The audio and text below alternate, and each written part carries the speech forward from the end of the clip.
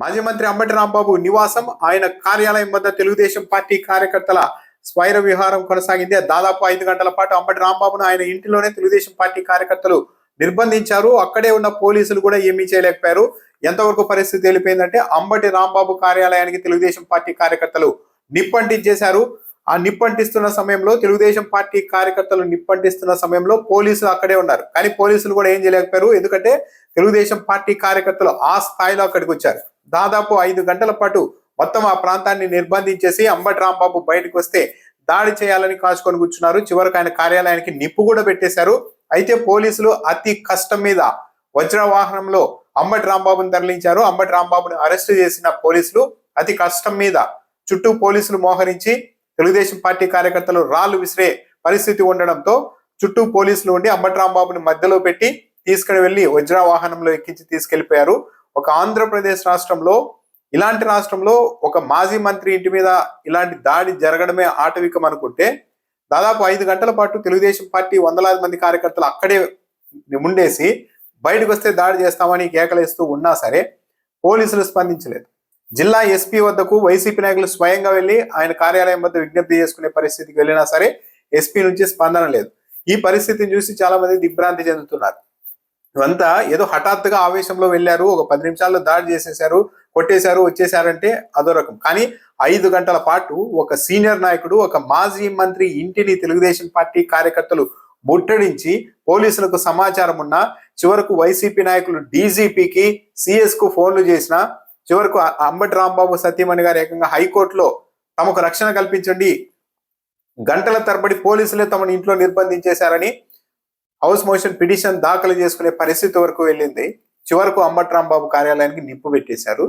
పోలీసులు అతి కష్టం మీద ఆయన్ని వజ్రవాహనంలో ఎక్కించి అక్కడికి తీసుకెళ్లారు. ఆ సమయంలో కూడా తెలుగుదేశం పార్టీ కార్యకర్తలు పచ్చి బూతులు తిడుతూ రాళ్ళు రువే ప్రయత్నం చేశారు. అయితే ఇక్కడ మొత్తం ఎపిసోడ్లో కనిపిస్తున్నది ఏంటంటే పోలీసుల నిస్సహాయత కనపడుతోంది. పోలీసులు చేతగాని వాళ్ళు ఏం కాదు, వాళ్ళు అనుకుంటే కంట్రోల్ చేయవచ్చు, కానీ వ్యవస్థని మొత్తం చేతులు కట్టేసి కూర్చోబెట్టారన్నది ఇక్కడ అర్థమవుతోంది. ఏదో ఒక 10 నిమిషాల్లో హఠాత్తుగా ఆవేశంలో జరిగిన దాడి కాదు. 5 గంటల పాటు వందలాది మంది కార్యకర్తలు, దాడికి వచ్చింది దాదాపు 2000 మంది కార్యకర్తలు అంటున్నారు. ఆ తర్వాత కూడా వందల మంది కార్యకర్తలు 5 గంటల పాటు ఒక మాజీ మంత్రి ఇంటిని చుట్టుముట్టి అక్కడే ఉండి నింపాదిగా కేకలు వేస్తూ కార్యాలయానికి నిప్పు కూడా పెడుతూ ఉంటే పోలీసులు కూడా అక్కడ ఉన్నారు, ఏమీ చేయలేకపోయారంటే మొత్తం చేతులు కట్టేశారు పోలీస్ వ్యవస్థని రాష్ట్ర ప్రభుత్వ పెద్దలు అన్నది చాలా క్లియర్ గా అర్థమవుతుంది. ఇది ఒక బ్యాడ్ ప్రాక్టీస్. ఈరోజు అధికారంలో ఉంది కాబట్టి అంబటి రాంబాబు ఇంటి మీదకి దాడి చేయడాన్ని, ఆయన కార్యాలయానికి నిప్పు పెట్టడాన్ని చూసి తెలుగుదేశం పార్టీ కార్యకర్తలు ఎవరైనా సంబరపడుతుంటే అది వాళ్ళ అమాయకత్వంగానే చూడాలి. ఇదొక బ్యాడ్ ప్రొసీడింగ్ మొదలు పెట్టేశారు. రేపు పొద్దున్న అధికారం మారినప్పుడు తప్పనిసరిగా తెలుగుదేశం పార్టీ నాయకులకు కూడా ఇలాంటి ట్రీట్మెంటే ఎదురయ్యే అవకాశం ఉంటుంది.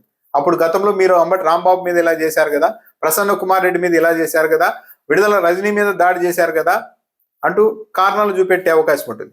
సో మొత్తం నిజంగానే చంద్రబాబు నాయుడు గారు, ఇంత ఎక్స్పీరియన్స్ ఉన్న చంద్రబాబు నాయుడు గారు ఈ రాష్ట్రాన్ని రూల్ చేస్తున్నారా? ఏదో అనుమానమే. ఎందుకంటే ఆయన ఎన్నో చూసి ఇక్కడికి వచ్చిన ఆయన ఇలా ఈ రోజు చేస్తే రేపు పొద్దున మళ్ళా మనకి తిరిగి వస్తుందన్న ఇది లేకుండా పాలన చేస్తూ ఉంటారా? అసలు చంద్రబాబు నాయుడు గారే పాలన చేస్తున్నారా, లేకుంటే ఈ ఆదేశాల్ని మొత్తం పోలీసుల్ని కట్టిపడేసి ఎస్పీ కూడా స్పందించలేని పరిస్థితి తెచ్చి వందల మంది కార్యకర్తలు ఒక మాజీ మంత్రి ఇంటిని చుట్టుముట్టినా ఏమీ చేయలేని నిస్సహాయ స్థితిలో పోలీసులు ఉండే పరిస్థితి వచ్చిందంటే వీళ్ళకి తరహా ఆదేశాలు ఇస్తున్నది ఎవరు? పోలీసుల్ని ఈ విధంగా కట్టడి చేస్తున్నది ఎవరు? నిజంగా చంద్రబాబు నాయుడు గారు అయితే ఇంతకు మించిన అవమానం లేదు. లేకుంటే ఇంకా ఎవరైనా ఆవేశంలో ఇవన్నీ చేస్తున్నారా? ఒకవేళ ఆవేశంలో ఎవరైనా చేస్తూ ఉంటే, ఇలాంటి ఆదేశాలు ఇస్తూ ఉంటే కట్టడి చేయాల్సింది చంద్రబాబు నాయుడు గారే. లేకుంటే రేపు ప్రొద్దున వీటి పరిణామాలు చాలా తీవ్రంగా వెనక్కి వస్తాయి. అంబటి రాంబాబు కారును మొత్తం ధ్వంసం చేయడమే కాకుండా ఆ తర్వాత దానికి నిప్పు కూడా పెట్టేశారు చివరికి.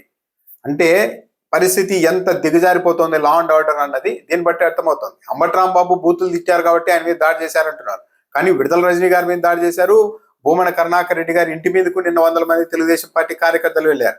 అంటే మొత్తం వైసీపీ నాయకులందరినీ టెర్రరైజ్ చేసి, భయపెట్టి, ఒక ప్యానిక్ క్రియేట్ చేసి ఎవ్వరూ కూడా ప్రభుత్వానికి వ్యతిరేకంగా మాట్లాడకుండా ఒక పరిస్థితిని సృష్టించేందుకు రాష్ట్ర ప్రభుత్వ పెద్దలు ప్రయత్నిస్తున్నారు అన్న అభిప్రాయం అయితే వ్యక్తమవుతోంది ఈ పరిణామాలు చూసిన తర్వాత.